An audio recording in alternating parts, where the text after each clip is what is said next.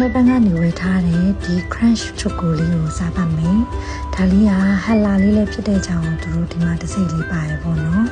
။ပေးရတဲ့စီနှုန်းလေးကဘတ်ငွေလေးနဲ့ဆိုလို့ရှိရင်တော့85ဘတ်ပေးရတယ်ပေါ့နော်။ဒီမုံလေးက packaging လေးထုတ်ထားတော့ဒီချားတက်ရက်လေးကိုလုပ်ထားရပေါ့နော်။စားလို့မကောင်းရင်လည်းပြန်ပြီးတော့ဒီပိတ်ထားလို့ရတယ်ပေါ့နော်။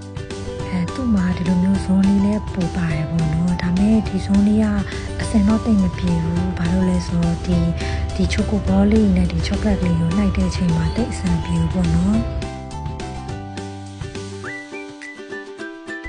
အဲ့ဒါနဲ့အင်အားနေပဲဇွန်နဲ့အင်အားဇွန်နဲ့ပဲတစ်ချက်စားလိုက်တယ်ပေါ့နော်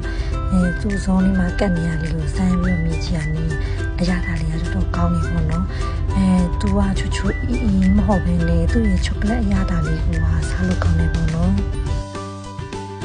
သူတို့ဘယ်လိုမျိုးလုပ်ထားလဲမသိတော့အထက်ကချောကလက်ဘောလေးတွေကလည်းလုံးဝချူချူရွရွလေးနဲ့